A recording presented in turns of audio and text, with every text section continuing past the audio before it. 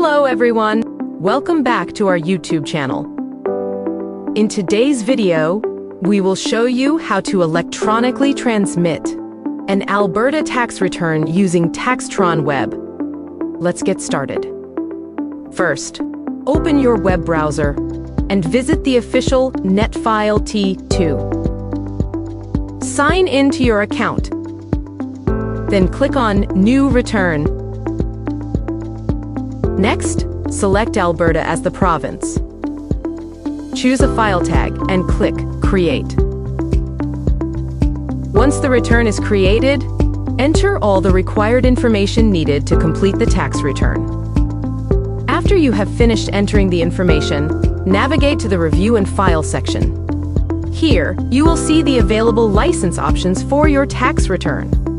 Select the license option that best suits your needs. Then complete the required details to purchase the license. Once your license purchase is complete, scroll down to the section labeled Electronically. Send your file to there, select Alberta.